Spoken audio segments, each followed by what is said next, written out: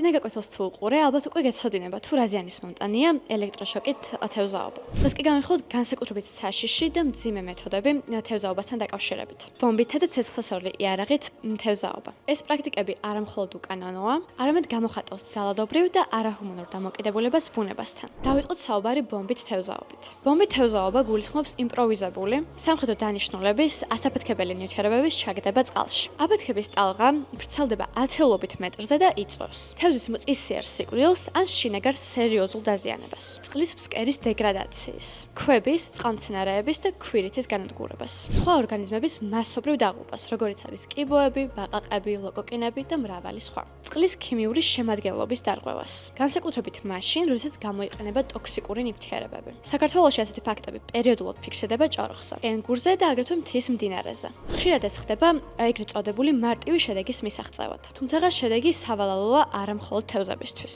არამედ მთელი წყლის ეკოსისტემისთვის. გადავიდეთ იარაღის თევზაობაზე. იარაღის გამოყენება ნიშნავს ცეცხლსასროლი იარაღით ნადირობა თევზებზე, ხშირად სანადიროთობით ან თვითნაკეთი ხელსაწყოთი. ზოგ შემთხვევებში გამოიყენებენ ლაზერსაც, რათა მიიზიდონ თევზი, ხოლო შემდგომ იარაღით კლავენ. ამას რა შედეგებიც მოყვება, ალბათ თქვენ უკვე მიხვდით, თუმცა მაინც დავაკონკრეტებთ. თევზი კვდება არა მხოლოდ ჭრილობისგან, არამედ წყლის შოკური ტალღითაც. იარაღის გამოყენება შესაძლოა მოხდეს საზღვაო ზონაში. ან ისეთ ტბებსა და მდინარეებში, სადაც ადამიანები ცურავენ, ან ბავშვები თამაშობენ, რაც ძალზე სახიფათოა. ხშირია ადამიანთა დაჭრის შემთხვევები, განსაკუთრებით ღამით. საქართველოს კანონმდებლობით ორივე მეთოდი დასჯადია. ბომბით თევზაობა რეგულირდება გარემოს დაცვითი კანონით და განიხილება როგორც ეკოსისტემის განზრახ დაზიანება. იარაღით თევზაობა იგულისხმებს თავის თავში როგორც ცხოველებზე ძალადობას და იწვევს ადმინისტრაციულ და სისხლის სამართლის პასუხისმგებლობას. მოდით საერთაშორისო მაგალითებით განვიხილოთ. ფილიპინებში ბომბით თევზაობამ გამოიწვია მარჯნის რიფების